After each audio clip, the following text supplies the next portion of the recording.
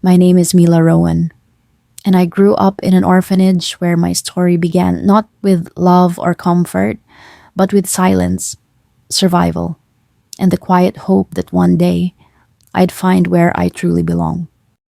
I was told I was found in a cardboard box, wrapped in a thin hospital blanket with no name, no note, and no explanation, just me. That's how my life began, a silent arrival into a world that hadn't asked for me. I don't remember that moment, of course, but I've felt its weight every day since. Growing up in the orphanage was like existing in the margins of a book that no one ever finished writing. The building was old, paint chipping off the walls like forgotten memories, and the floors creaked under the weight of too many tiny footsteps. Mornings started early with a loud bell, no snooze button, no soft voice waking you up, just the harsh clang of routine. We'd line up, half asleep, clutching onto the edges of scratchy wool blankets that didn't do much to keep the cold out. Breakfast was usually oatmeal, sometimes warm, often bland. But when you're hungry, even bland feels like comfort. I remember watching other kids get picked up by smiling couples. They'd leave with backpacks full of donated toys and clothes too new for the rest of us to touch. I used to think maybe if I smiled bigger, stood up straighter, or tried to look smaller, whatever they wanted, I'd get chosen too. But days turned into months, then into years, and I remained unchosen, unwanted. I stopped trying to look appealing. I stopped hoping. The days blurred together. Chores, schoolwork, more chores. We weren't really raised, we were managed. There wasn't room for affection. The staff rotated constantly. Some were kind but distant. Others were overwhelmed and cold. Still, there were moments that stood out, tiny sparks in the dark. I'll never forget Miss Carter, one of the night supervisors. She had tired eyes but a soft voice, and sometimes she'd hum lullabies when she thought we were asleep. One night, after I had a nightmare, she sat by my bed and gently braided my hair until I calmed down. She never said much, but in that moment, I felt seen. I held on to that feeling for years. School was complicated. Kids at school knew we were from the home. They'd whisper it like a disease. I remember one classmate asking if we were criminals, like being an orphan was something shameful. It hurt, but I learned quickly to pretend I didn't care. I'd bite down on my feelings and focus on surviving. That was the rule. Don't cry. Don't expect. Don't break. But I did break. Many times. Quietly. Behind closed doors. In bathroom stalls where no one could hear. I'd ask questions to a ceiling that never answered. Why wasn't I enough? Why didn't anyone want me? But those moments of vulnerability were brief. I couldn't afford to stay in them too long. There was always something to clean, someone younger to help with homework, and responsibilities that came too early for someone still figuring out what it meant to exist. As I got older, I started noticing the hierarchy of pain. Some kids were angry, some shut down completely. I became the quiet one, the one who helped the younger kids tie their shoes, the one who read to them at night because no one else would. I didn't realize it then, but those small acts were forming the foundation of who I'd become. Living in the orphanage didn't just teach me survival, it taught me how to carry others even when I was barely standing. It taught me how to listen, how to pay attention, how to love in silence. I never had a birthday party, but I knew how to make one out of scrap paper and whispered songs. I never had a mother, but I became a nurturer anyway. The hardest part wasn't the hunger or the lack of warmth, it was the silence, the absence of someone calling your name at the end of the day, the absence of someone waiting for you. I didn't grow up with bedtime stories or hugs. I grew up with echoes and checklists. But here's the thing. No one tells you pain. When it doesn't destroy you, reshapes you, Those years molded my resilience like a blacksmith forges steel harshly, relentlessly, but with purpose. I didn't know it then, but the orphanage didn't just raise a girl, it raised a warrior. And in that broken, institutional place, I found the roots of a strength that would one day change not just my life, but the lives of others like me. As a child, I used to sit by the frosted windows of the orphanage, pressing my palm against the glass as snowflakes danced outside, wondering what a mother's voice sounded like when she called her child in from the cold. I didn't know what it felt like to be hugged just because someone loved you. I only knew routines, morning bells, chore rotations, and silence when you cried too long. The longing for family was never loud. It wasn't a dramatic, aching wail like the movies show. It was quieter than that, a constant hum in the background of my life, a whisper that echoed through everything I did. Do I matter to anyone? I remember one Christmas Eve, probably around age 9, when a volunteer brought in a box of donated toys. We were allowed to pick one each. The other kids rushed in excitement, but I stood back, overwhelmed. A tiny stuffed rabbit caught my eye. Its ears drooped, and one button eye was missing. I don't know why, but I picked it up and hugged it close.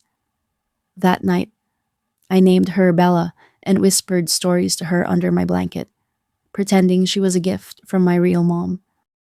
I held on to that rabbit for years, until the seams fell apart and the stuffing couldn't hold, but I never let go of the hope she represented. That hope became both a comfort and a curse.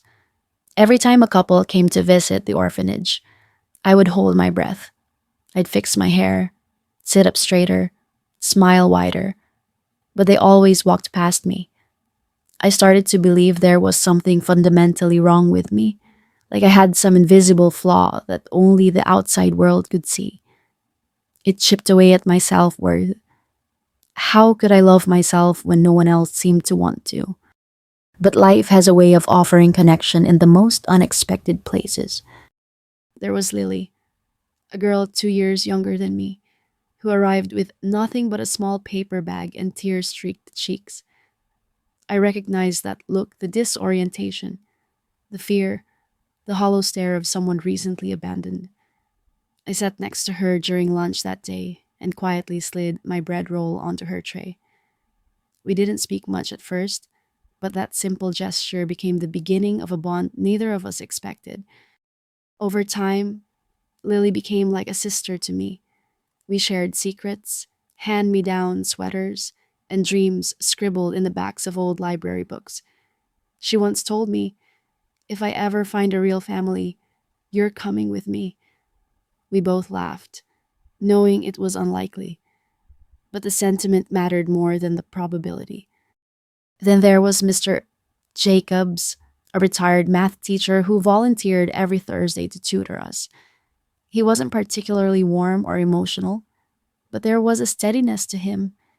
He remembered our names, brought extra pencils, and once stayed late to help me prepare for a test I was terrified of failing. I didn't realize it at the time, but he was showing up in a way no one ever had for me.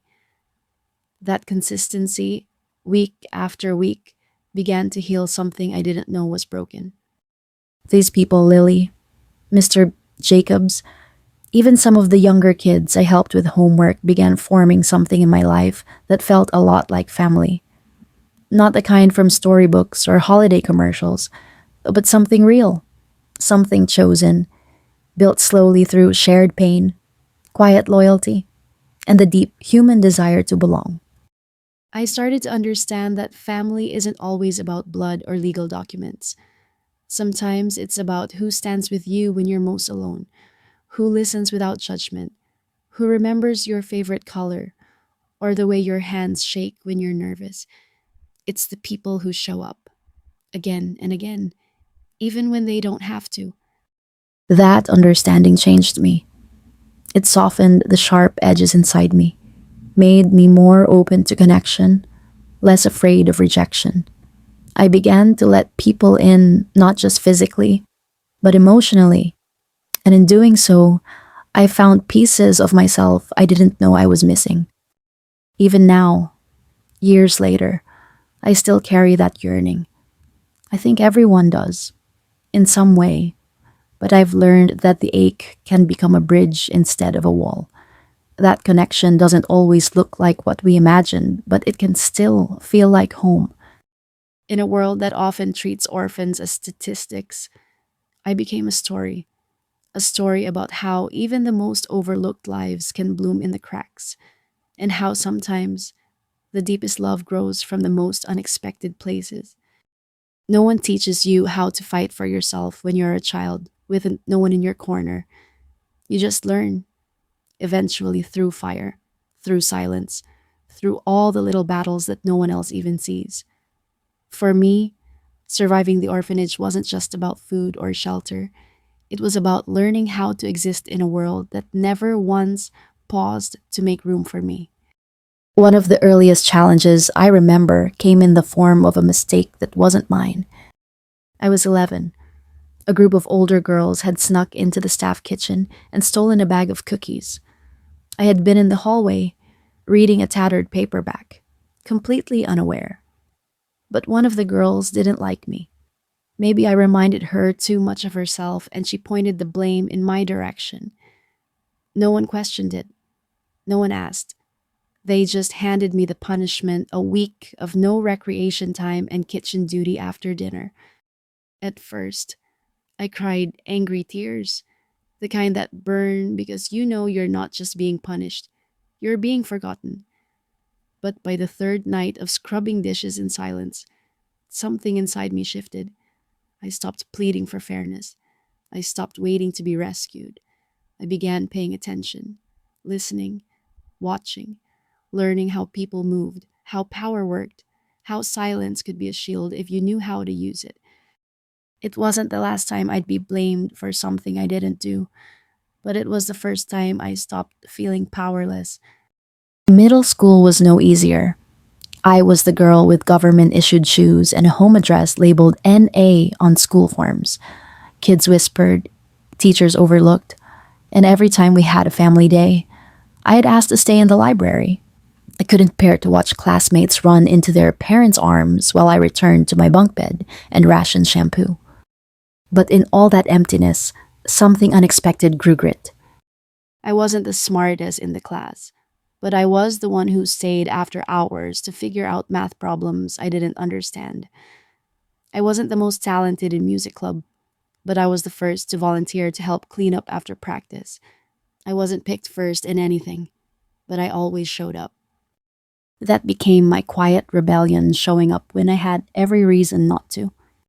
One winter, a pipe burst in the girls' wing of the orphanage, and several of us had to share mattresses in the dining hall for weeks. There was tension, bickering, exhaustion. I took it upon myself to organize small games with the younger girls, kept them distracted with the stories I made up on the spot, turned our unfortunate sleeping arrangement into something that resembled a sleepover. One of the caretakers later pulled me aside and said, "You have a way of calming people down. Mila, that's not nothing." At the time, I didn't fully understand what she meant, but that moment stayed with me. It was one of the first times someone acknowledged a strength I didn't know I had, not a skill learned in books, but something that lived in me: resilience, empathy, the ability to lead without shouting. As I got older, I began to recognize these moments for what they were: signs of who I was becoming. Or every challenge I faced, every time I was overlooked, underestimated, or pushed aside became another brick in the foundation I was building for myself. There was power in knowing I could survive hard things. But more than that, there was pride in how I did it, with compassion, with determination, with a fierce sense of purpose that no one else could define for me. I remember standing up to a new caretaker once when she belittled one of the younger boys for crying. I didn't yell, I didn't argue, I just stood beside him and said, He doesn't have to be tough all the time to be worth something. It was a small act, but it took every ounce of strength I had. Because strength, I have learned, isn't always about pushing back. Sometimes it's about standing still when everything tries to move you. Sometimes it's about speaking truth when your voice shakes. Sometimes it's just surviving another day with your humanity intact. Looking back, I don't see a childhood filled with tragedy. I see a training ground, not for the life I wanted, but for the life I would later choose to build. And even now, when life throws something hard at me, I still hear the echoes of that little girl who learned how to hold steady in the storm.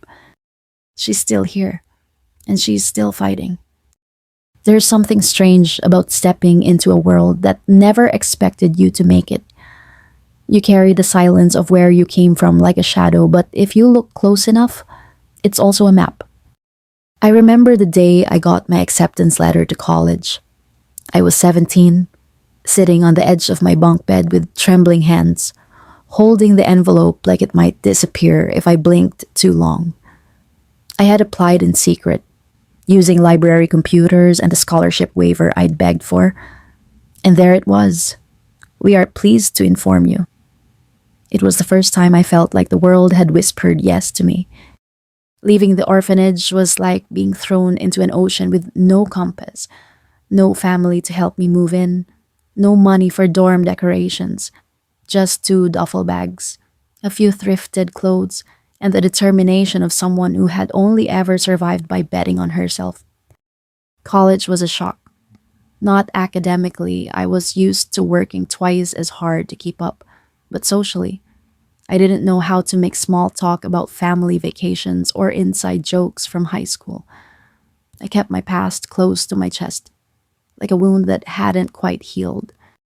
But in the quiet corners of campus, I began to find my footing. I took up a part time job at the Student Resource Center, mostly answering phones and organizing folders, but it gave me structure. And through that job, I met people who, for the first time, saw me not as a girl from the system, but as someone with ideas, potential, worth. I chose to major in social work. It felt like coming full circle, using what I had survived to help others who were still trapped in it.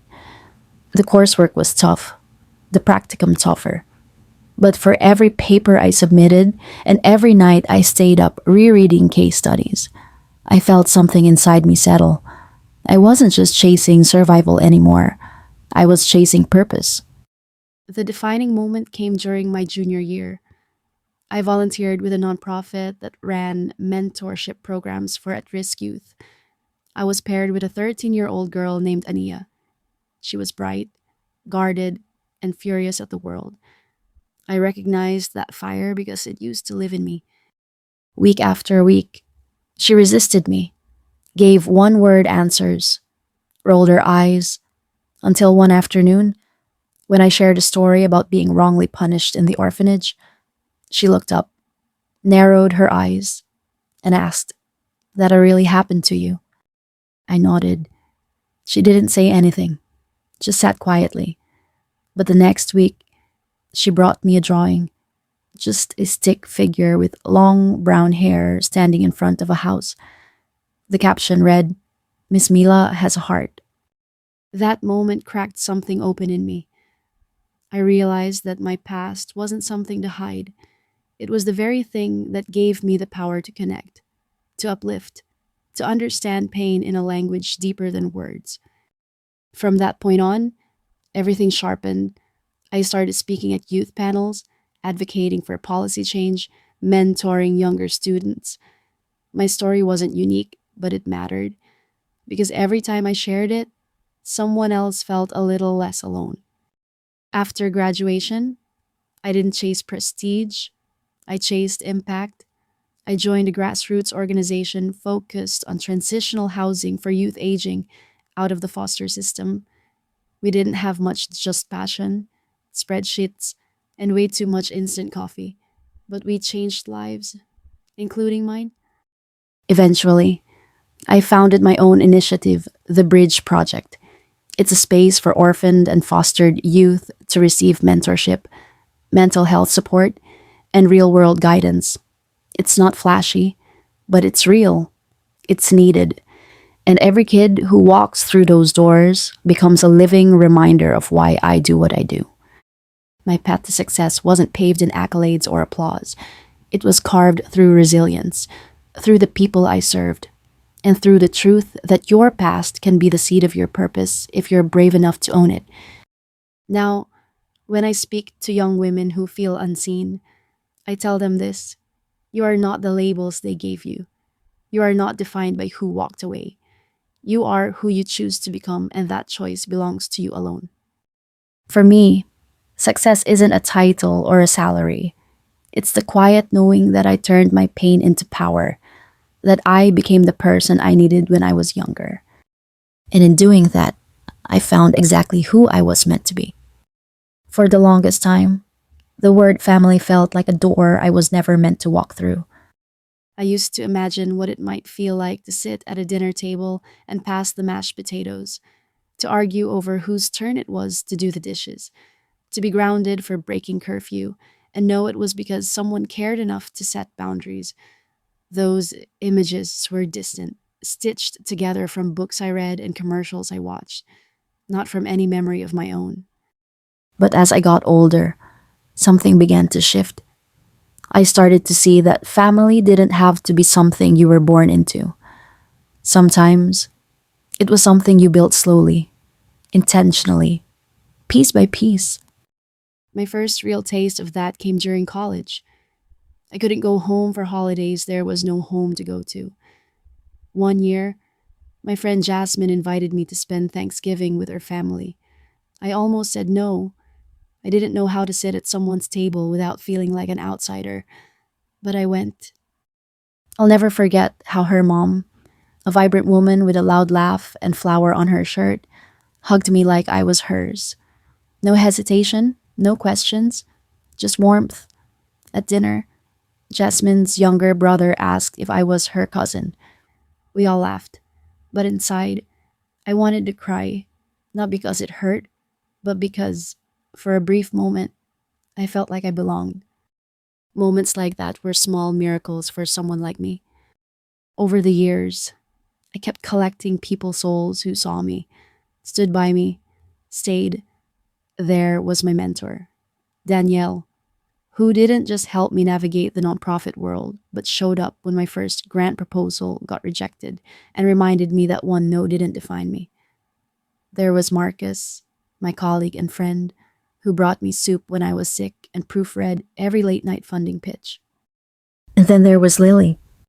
Yes, that Lily, the girl from the orphanage who once sat beside me with tear-streaked cheeks and a paper bag of belongings. Life had separated us for years, but somehow it brought us back together. She reached out after finding my name in a news article about the Bridge Project.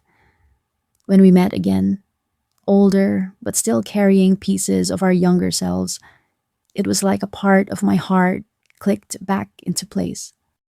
We talked for hours about the nights we spent whispering under threadbare blankets, about the loneliness we wore like skin, about the ways we'd both created families from scratch. She had 2 kids now and asked me to be their godmother. I said yes without thinking. I would have said yes 100 times over. Because these people, these relationships forged, not from blood but from loyalty, love, and shared survival. This was my family. And from that foundation, I began to think about something bigger than my self-legacy. When you grow up in the system, you're made to believe you're temporary.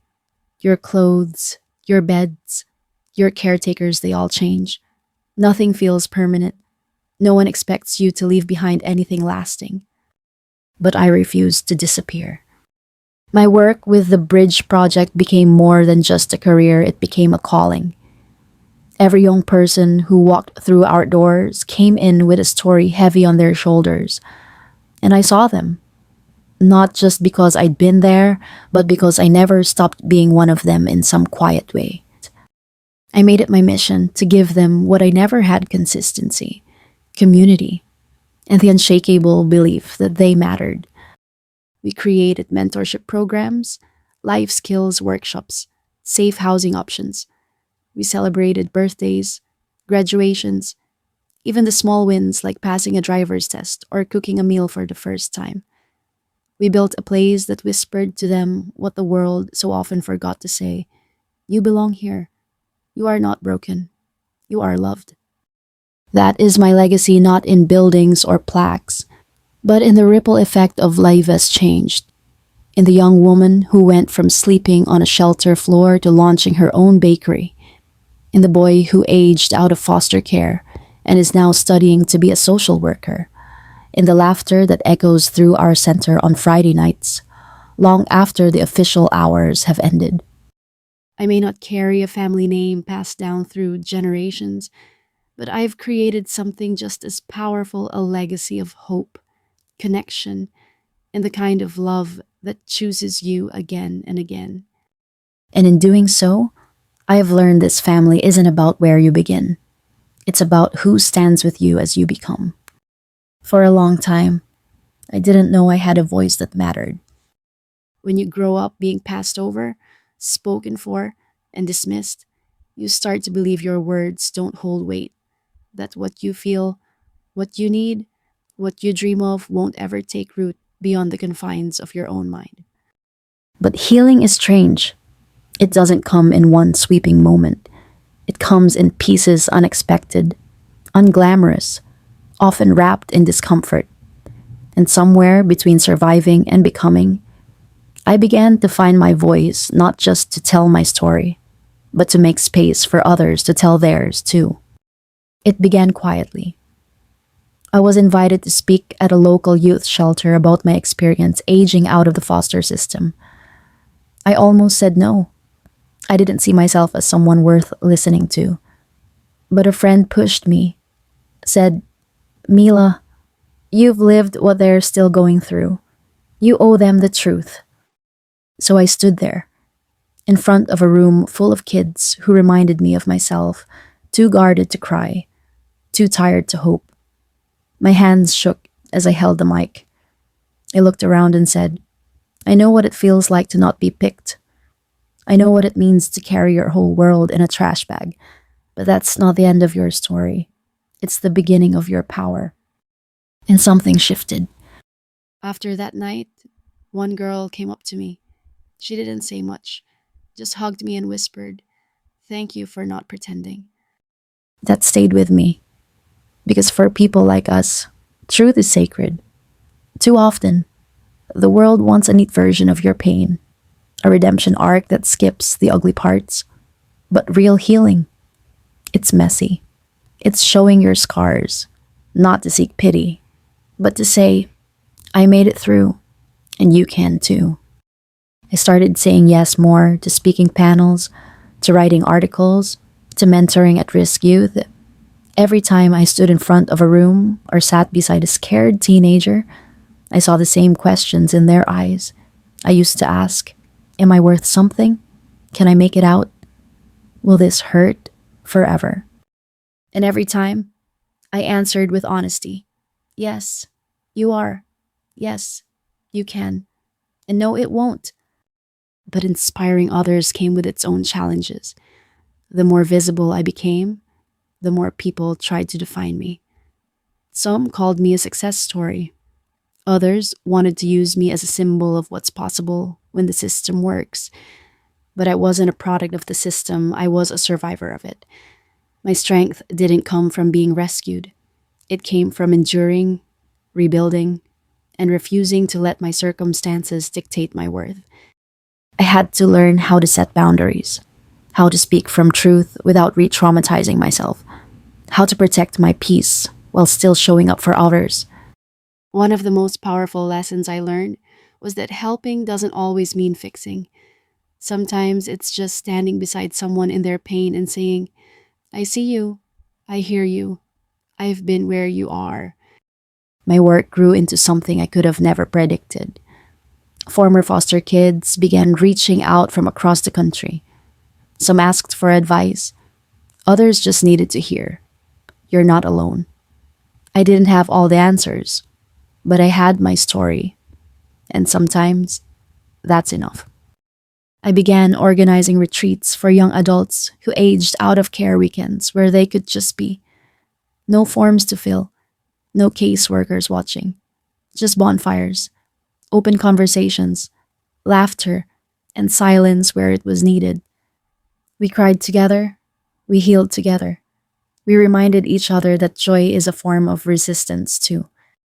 Because at the heart of it, everything I've done, every speech, every hug, every late night text response is rooted in one truth: we all deserve to feel like we matter.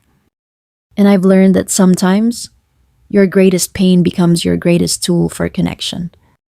I look back now and see a girl who was once voiceless, unseen, forgotten.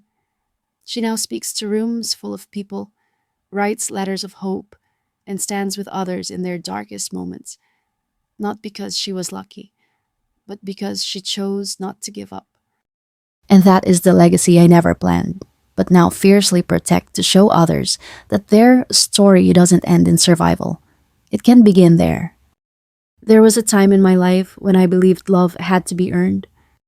Maybe it was the way adults looked past me in the orphanage, like I was invisible unless I was useful. Or maybe it was how the world taught me through neglect, through rejection, that I had to prove my worth before I could be loved. So I worked hard, not just in school or in life, but in relationships. I became the fixer, the dependable one, the strong one. I was terrified that if I ever let anyone see how broken I felt inside, they'd walk away, like so many others had. But here's what no one tells you about being the strong one: you get tired. And at some point, being needed isn't the same as being loved. I had to learn that the hard way. After years of working nonstop, pouring into my nonprofit, showing up for everyone else, I hit a wall. I burned out not just physically, but emotionally. I started having panic attacks at night. I'd sit on the floor of my apartment, heart racing, whispering to myself, "You're okay. You're safe. You're not in that place anymore." But the truth was, I had built my life to look unbreakable while silently crumbling underneath the weight of it. It wasn't until I opened up to a small group of close friends, people who had quietly loved me without conditions, that something shifted. One evening, after a particularly bad week, I sat at my kitchen table and told them everything: the sleepless nights, the pressure, the fear of not being enough. I expected them to pull away. I expected pity or discomfort. Instead, Jasmine reached across the table, squeezed my hand, and said, "Mila, you don't have to earn us. We're not here because you're strong. We're here because you're you." And for the first time, I allowed myself to believe it. That's when I truly began to understand the meaning of chosen family. It's the people who don't just celebrate your victories, they sit with you in your mess. It's the ones who bring you soup when you're sick, who show up for your events without being asked, who text you at midnight just to say they love you. It's not flashy or loud. It's consistent. It's real. And it doesn't come all at once. It builds moment by moment, act by act, until one day you realize you're no longer alone. I began to return that love in new ways, not from a place of obligation, but from genuine connection. I started hosting Sunday dinners, not because I wanted to impress anyone, but because I wanted to create a space where people could feel seen, nourished, safe. One day, one of the teens from my program, Jordan, asked if he could stop by after work. He had just gotten his first job and didn't know who else to share the news with. When he walked in and saw the mismatched chairs, the homemade lasagna, and a group of people laughing around the table, he paused. "This feels like family," he said softly. It took everything in me not to cry. because that's what I'd unknowingly created, a circle of love that wasn't bound by blood or legal ties, but by trust, loyalty, and mutual care. And somewhere along the way, I let go of the fantasy I had as a child, the idea that family had to look a certain way, or that love only came with biological connection. Instead, I began to define love by how it felt safe, consistent, kind. That shift changed everything. It changed the way I saw myself. I was no longer someone on the outside looking in. I was part of something woven into the lives of people who chose me, just as I chose them. And in choosing one another, we all healed a little more. Now, when I look around my table surrounded by friends, mentees, and people who were once strangers, I don't feel the ache of what I didn't have growing up. I feel gratitude for what I've built. Family, I've learned, isn't defined by DNA. It's defined by love freely given, by showing up, by staying. And in the end, I didn't just find love, I redefined it. There's something sacred about looking back and realizing you've become the person you once needed most. I used to think legacy was reserved for the famous, the wealthy, or those whose names were etched into history books. But now I know better. Legacy isn't about fame, it's about impact. It's about how your presence continues to echo long after you leave a room.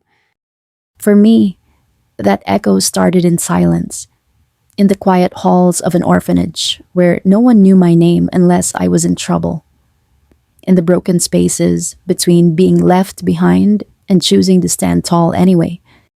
I never had anyone to model a path for me growing up. No blueprint, no roadmap, just trial, error, and the unwavering refusal to stay small. So, as I've built my life brick by brick, I've always kept one thing in mind: I want to be the light that I never had. That's why the Bridge Project was never just a nonprofit to me. It's a promise to every child who aged out of foster care without a safety net, a promise to every teen who feels invisible in a system too overwhelmed to see them, a promise that they will not have to climb alone. We don't just offer housing or mentorship, we offer belonging, we offer community, we offer proof that pain doesn't get the final say. I remember a boy named Elijah. He came to us after bouncing between group homes, guarded and skeptical. He didn't speak much, but he always showed up. He stayed late in our skill building sessions.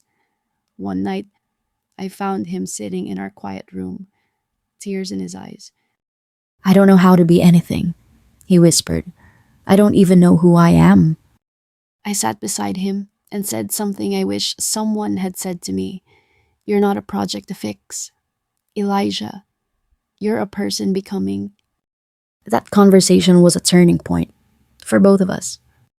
Today, Elijah is in his third year of college, studying psychology. He wants to return to the Bridge Project to mentor others. That's the kind of legacy I'm building, not statues or headlines, but lives that rise and then reach back. It's humbling to watch this web of transformation grow wider. Former mentees are now mentors. Our staff is filled with people who once walked through our doors, looking for hope and now help carry it to others. And I know, deep in my bones, that this is what healing looks like. It's not just personal, it's collective. It's generational. Sometimes, late at night, I look at old photos. A younger me, wide eyed, tired, still holding on to dreams she didn't yet have words for. I wish I could wrap my arms around her, tell her that one day she'd not only survive but thrive, that one day she'd help others find their voice, their strength, their family. But even more than that, I wish I could tell her you will become the proof that cycles can be broken. Because that's what legacy truly is: breaking the cycle and building something new in its place. My dream moving forward is simple: to keep expanding that space, to build more centers, to train more leaders who've lived the journey themselves, to ensure that no child ever feels like they are starting from scratch in the dark. And beyond the programs and structures, I want to keep sharing my story, not because it's unique, but because it's familiar. Because too many people walk through this world thinking they're alone in their pain. And if my voice can be the mirror that says, "Me too, I've been there, and here's the way forward," then I'll never stop speaking. I don't know how many people I'll reach in my lifetime, but I do know this: even if it's just one more girl sitting on the edge of her twin bed in a group home, clutching a worn out stuffed animal, wondering if anyone will ever see her, I want her to know that she matters. That's the legacy I'm leaving behind. Not perfection, not applause, but connection, courage, continuity. A life that began in silence but now rings with purpose. And that, I believe, is more than enough. If there's one thing I've learned from my life from being abandoned as a baby, growing up in the foster system, and finding my own way in a world that rarely felt safe, it's this: your beginnings do not define your worth. For a long time, I thought I had to prove myself to be loved. I believed that if I worked hard enough, achieved enough, helped enough people, maybe then I'd finally feel like I belong somewhere. But true belonging doesn't come from external validation. It comes from choosing to accept yourself fully, even the broken parts, even the messy past. What shaped me wasn't just pain, it was how I responded to it. Every setback, every unfair moment, every night I cried alone in silence, they didn't destroy me, they refined me. And through those moments, I discovered my resilience. Not the loud, showy kind, the quiet, steady kind that shows up every morning and says, "We're still here. Let's keep going." To anyone out there who feels unseen, unloved, or unworthy, I want you to know you are not your trauma. You are not your past, your diagnosis, your label, or your circumstance. You are a story still being written, and you get to choose how the next chapter unfolds. One of the most powerful decisions I made was to redefine what family means. For me, family isn't about who shares your DNA, it's about who shows up, who sees you, who stays when it's inconvenient. That choice changed everything. It taught me that love doesn't have to come from where you expected, it can come from where you create it. Another lesson I carry is this: healing is not linear. Some days you'll feel strong, other days you'll feel like that wounded child again. Both are valid, but healing becomes possible when you stop hiding your scars and start honoring them as part of your survival. And finally, legacy isn't about being remembered by the masses, it's about leaving light in the lives you touch. If I can help just one person feel seen, just one, then everything I went through has meaning. So take your pain and turn it into purpose. Let your past inform you, not imprison you. And most importantly, never forget you are enough, just as you are. You always have been, and you always will be. Mila,